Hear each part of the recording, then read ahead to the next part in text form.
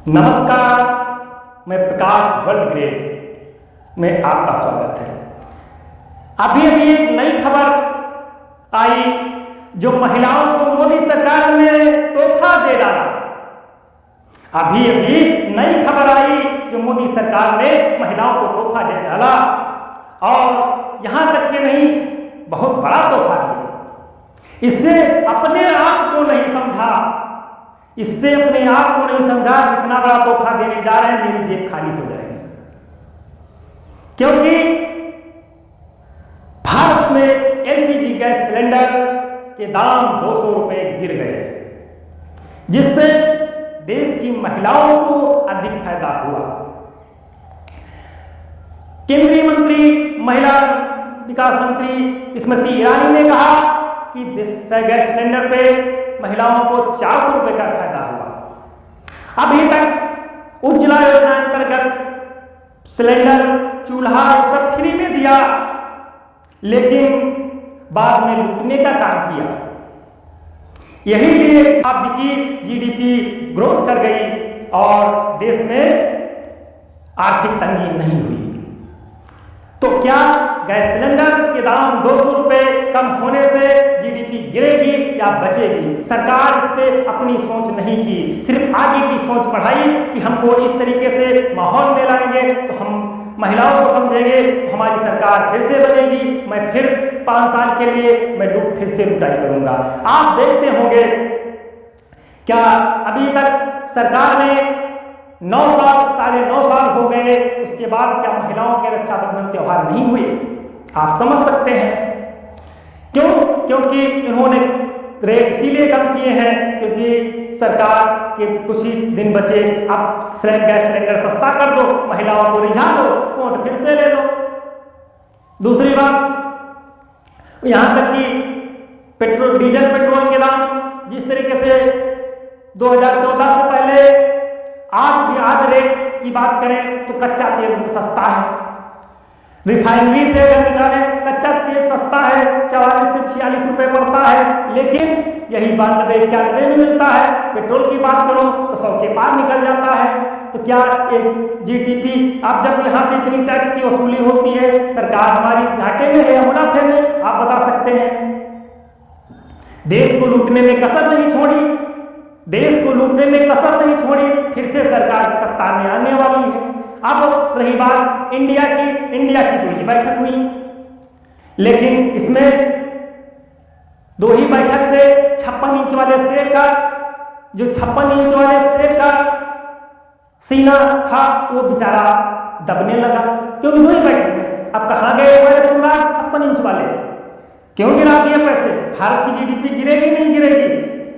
अर्थव्यवस्था हमारी गिरेगी कि नहीं गिरेगी? आप इस तरीके से माहौल में अंधभक्त, हम लोग क्या सोचते थे कि मेरी सरकार बनेगी और मैं 2000 का सिलेंडर ले लूंगा, 150-200 रुपए में तेल ले लूंगा और 500 रुपए में दाल खरीद लूंगा, सब कुछ खरीद लूंगा, लेकिन सरकार बीजेपी की चाहिए। अब यहाँ पे हिंदू मुस्लिम होना था क्योंकि हिंदू राष्ट्र बनाना चाहते थे।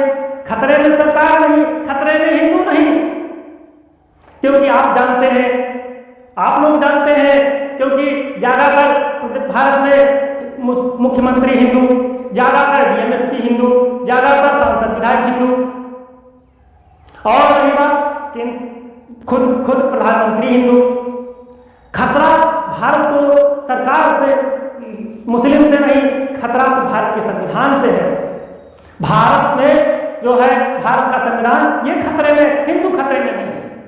आप लोग जानते हैं क्योंकि साजिश ये हो चुकी 2037 से 40 तक के संविधान बदल दिया जाएगा। यही इसीलिए अब जुमलेबाज क्या सोच रहे हैं कि तेल भी सस्ता कर दो, गैस भी सस्ता कर दो, महंगाई कम कर दो, सब कुछ कम कर दो ताकि जनता हमारे पास बीत जाए, संविधान बदल दे, राज कर ले। ऐसा राज नहीं होगा, जनता सब कुछ सीख चुकी है।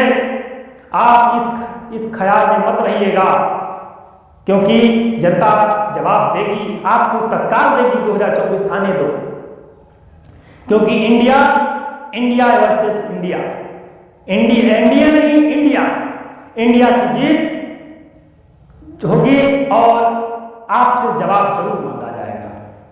क्योंकि हम जगह जगह देखते हैं, एक यही बात नहीं महंगाई की सिर्फ बात नहीं, दंगे फसाद की बात भी होती है, प्रशासन की बात होती है। लोगों को यहां तक कि हमने देखा कि किसी गरीब व्यक्ति को गांव के लोग जो मालदार व्यक्ति हैं, एलिट क्लास के, वो किसी गरीब व्यक्ति को अवैध